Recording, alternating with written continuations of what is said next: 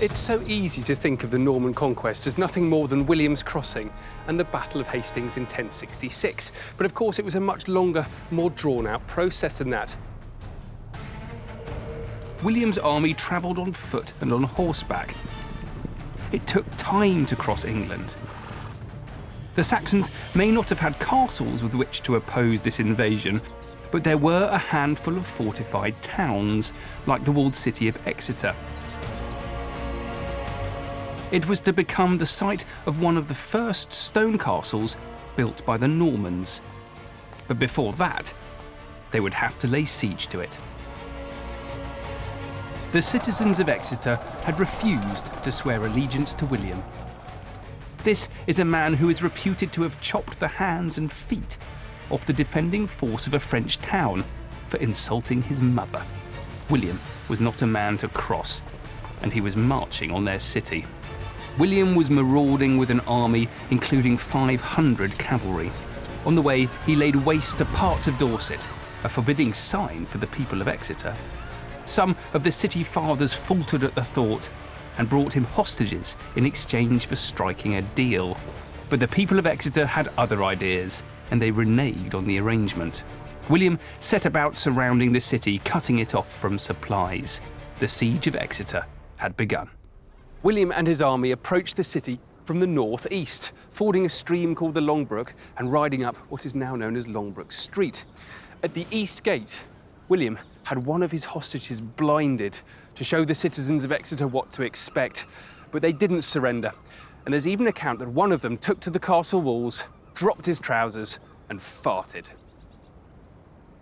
The east gate has now been demolished, but you can get a sense from these walls behind me that it was once a formidable obstacle. William had his engineers dig tunnels to try and undermine the walls, and after 18 days, they partially collapsed. It was the beginning of the end for the defenders, but the siege was only broken when Exeter's bishop and his clergy took a Bible and some holy relics to William and made him swear an oath not to sack the city or harm its people. He kept his word.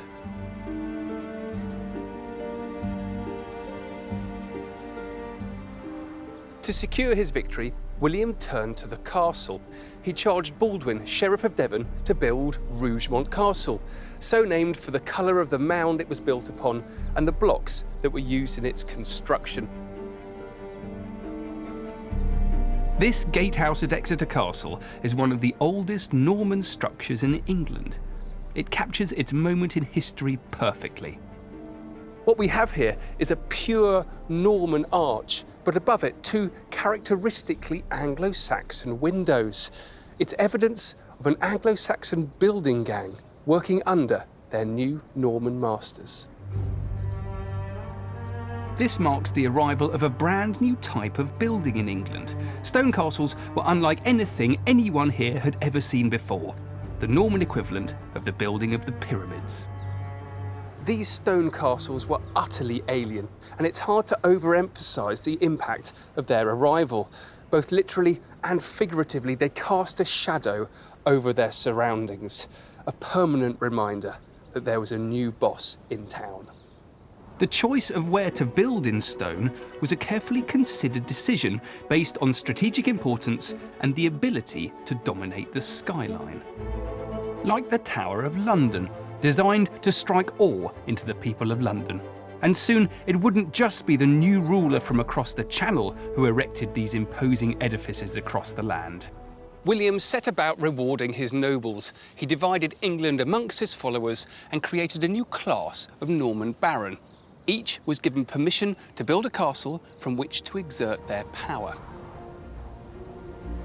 They were known as the companions of William the Conqueror, men like Robert de Beaumont, who became Earl of Leicester and one of William's most trusted advisors.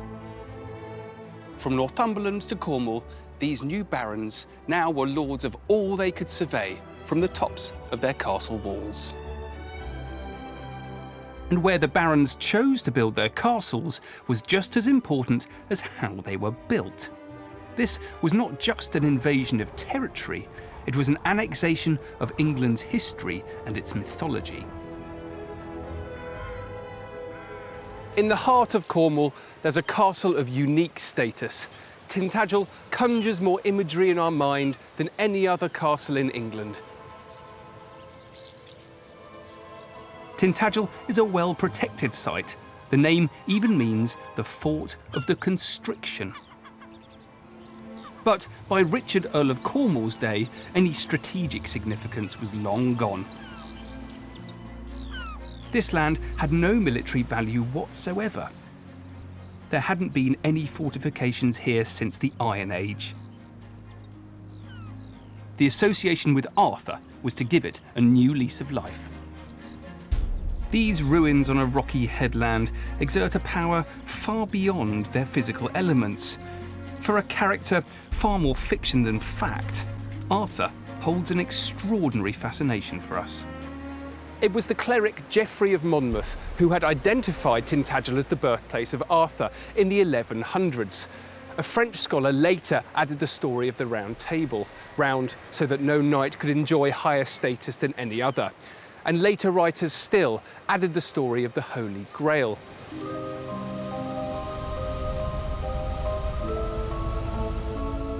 Over the centuries, authors and artists would return again and again to the legend, adding their own ideas. It's no wonder that dealing with Arthur has been described as dealing with the history of the story of the legend. The man behind Tintagel Castle had been made Earl of Cornwall by his brother, Henry III. He came from the same Anglo-Norman elite, but he needed to be accepted by the Cornish to make it easier to assert his authority and, more importantly, collect his taxes. It seems that Richard, Earl of Cornwall, was so eager to link his fortunes with those of Arthur that he decided to build his very own Camelot. Richard decided that this was the exact spot where Arthur was conceived. Don't ask me how he knew. And so the castle had to be built here, just by the cliff's edge. The ruins tell the story of its construction elegantly. Richard built the outer walls first and then filled in this central area to make it level. The only problem was that the walls started to fall towards the sea. If the castle was to be prevented from falling into the sea, something needed to be done. Hence these buttresses. They're not tied into the walls, which suggests that they're a later addition. And how did he build his walls? Well, these holes give the answer. They're known as puttlogs, because if you put a log in them, you could then put a plank across as well and create a platform. And then bit by bit, the walls would rise. But these are thin walls built from the local slate. Looking at them convinces me that this castle had no military value whatsoever. Tintagel's not a fortress, but a purely symbolic edifice. Looking at these evocative ruins, it seems little more than an expensive folly. And yet Tintagel seems to have served its purpose. The tin in Cornwall made Richard wealthy, and he used that money to enhance his status at every opportunity. He even bribed some German barons to elect him King of the Romans, the first and only time that an Englishman has held that title. The masons at Carnarvon were working on something that hadn't been seen on these shores before. Edward I's new fortresses had a colonial town built into them. These were known as bastides, an idea taken from Gascony. For Wales, he built the most heavily fortified version possible. Bastides were a truly colonial idea. They were surrounded by high walls and laid out on a military-style grid system. They were designed to provide both goods and taxes, and were even subject to their own colonial laws. Bastides were a way of generating income for the project. But in Wales, the king's new bastide towns had a far more sinister side. The Welsh were cut out, and the English filled the townships.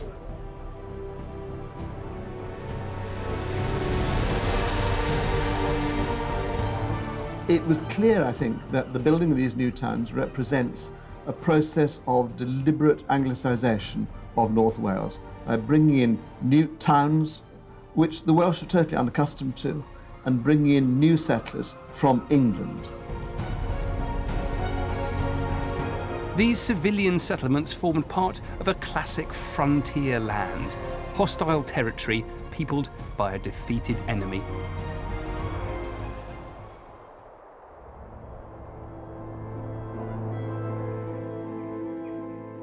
The last castle Edward built in Wales would be Beaumaris, meaning beautiful marsh. Standing on the island of Anglesey, it was intended to be the crowning glory of the Iron Ring and the finest work of his master mason, James of St George.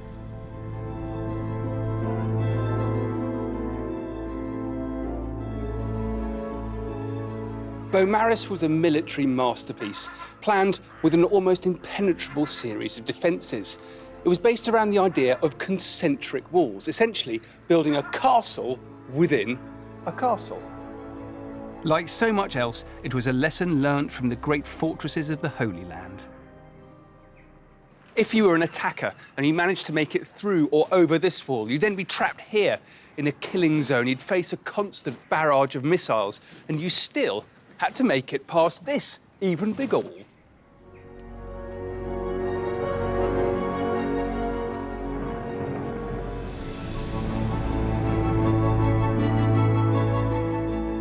If you were a defender, you could mount a solid defence of the outer walls, firing over the moat, while constantly being protected by covering fire from your comrades here up on the inner wall. But if that outer wall was then breached, you could retreat here. Every time the attackers were slowed down by a new line of defences, whether it was the moat, the outer wall, or the inner wall, they were exposed.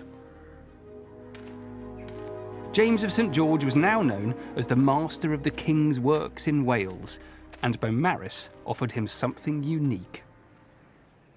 Unlike all of the other castles in the Ring of Iron, Beaumaris was built on an entirely new site. It was a blank canvas, and it allowed Master James to build exactly the castle that he wanted. The flat marshland terrain allowed him to build an almost perfectly symmetrical fortress with no compromises in form.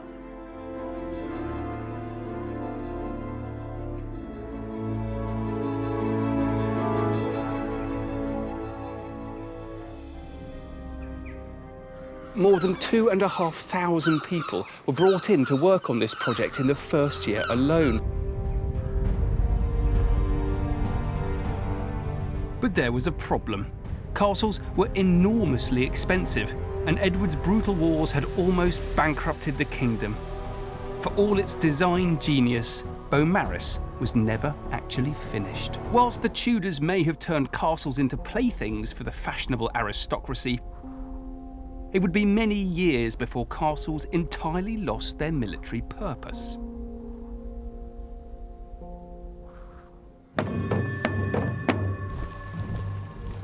In 1643, the second year of the English Civil War, one extraordinary woman demonstrated the ongoing military value of castles. I've come to Corfe Castle in Dorset, probably my favourite castle for its wonderful setting. And it was here that one of the most extraordinary and largely untold stories of the English Civil War took place.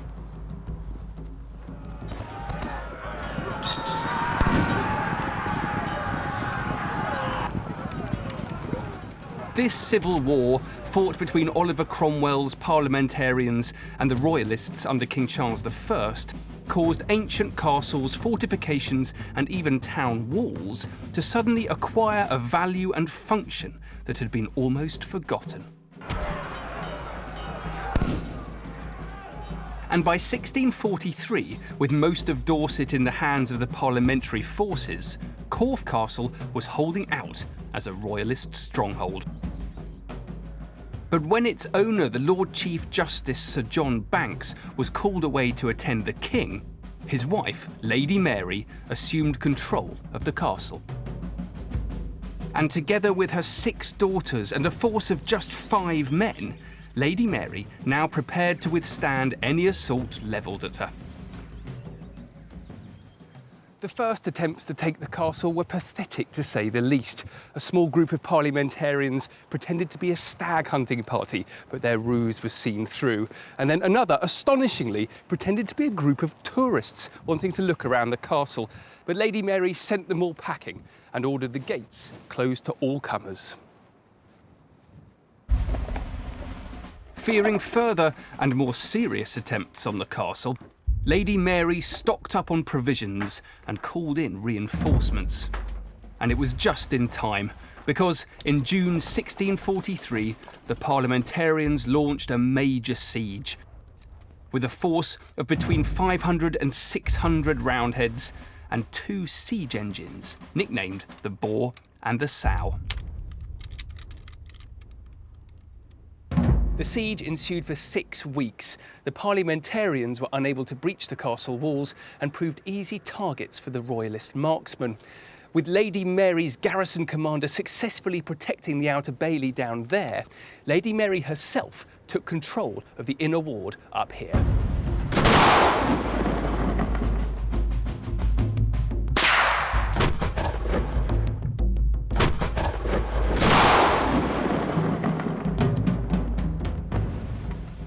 Lady Mary was clearly no pushover, and for rebuffing the siege, she gained the nickname Brave Dame Mary. For the next 2 years, Corfe Castle continued to hold out as a royalist stronghold, but Brave Dame Mary's luck would not last. One night in February 1646, under cover of darkness, a royalist officer well known to Lady Mary, called Lieutenant Colonel Pitman, arrived here at the southwest gatehouse with what appeared to be a royalist relief force. But what the welcoming garrison didn't know was that Pitman had already been captured and had turned his coat, switched sides, in order to save his life. The relief force was nothing of the sort, but really parliamentarian soldiers in disguise. By the time that they realised it was too late, Pitman and about 50 of his soldiers had been granted entry and they set about seizing the castle. After several hours of fighting, Brave Dame Mary and her garrison surrendered. So Corfe was finally taken, but only by treachery. In 1747, Walpole had chanced upon 2 cottages known as Chopped Straw Hall, here on the banks of the Thames in Twickenham, and he set about transforming them. "I'm going to build a little Gothic castle," he wrote to a friend, "with battlements, pinnacles, even a great round tower looming large in his vivid imagination."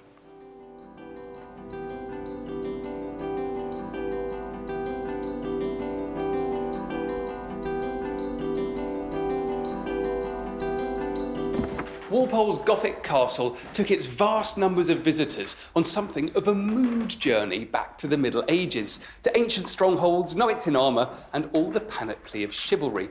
Walpole wanted the experience to convey feelings of both gloom and warmth, and he even coined a term that conveyed both. Rather brilliantly, he called it gloomth. Walpole's Gothic castle, which he christened Strawberry Hill, stunned 18th century society. It was unlike anything else in the country and was soon to become a tourist mecca. Walpole delighted in entertaining the gentry, foreign ambassadors, and occasionally even royalty. Such was the public's demand to see Strawberry Hill and sample a bit of gloomth for themselves that Walpole had to confine it to 4 visitors a day, with published rules for their guidance, but strictly no children allowed. These are visiting cards, and they were recently discovered trapped behind the mantelpiece. And they give you a real sense of people desperate to come in and see this magnificent building. They're written on the back of old playing cards. And this one is from a tea merchant. And as it says, they will be extremely obliged to him to let them see his house at any time this morning. And the name of that tea merchant was Mrs. Twining.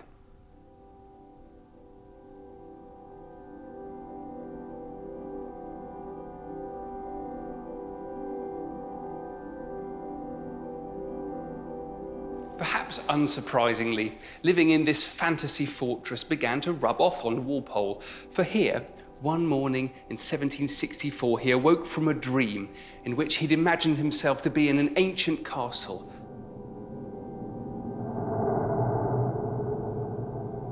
Where, on a great staircase, he'd been confronted by a gigantic fist in armour.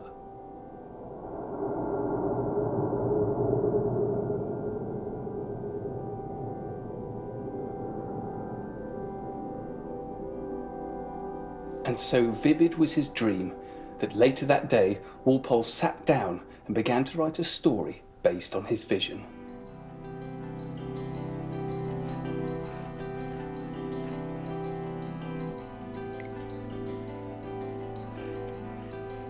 The book that emerged, The Castle of Otranto, is now widely considered to be the very first Gothic novel, containing all the classic tropes of mystery and horror.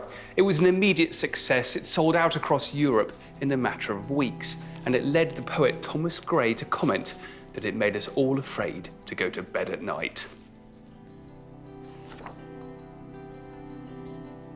A clap of thunder at that instant shook the castle to its foundations.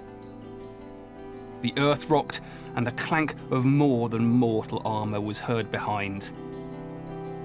The moment Theodore appeared, the walls of the castle behind Manfred were thrown down with a mighty force, and the form of Alfonso, dilated to an immense magnitude, appeared in the centre of the ruins.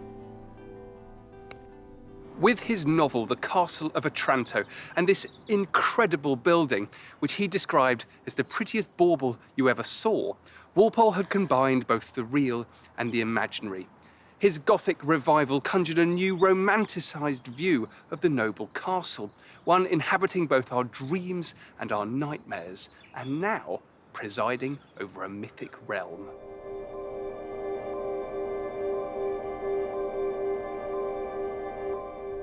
You could conceive of Strawberry Hill as one great big folly. It inspired other landowners, other patrons, to have the confidence to build their own follies within their landscape. But this was a very desirable thing to have within your grounds. It added an air of history to your landscape, an air of always being there. But it was part of this wider lust for the past, this wider reverence for the medieval past, and a fascination with all things Gothic. But follies gave that kind of romance to your landscape. You could invite your friends, you could even attract tourists to come and see your folly.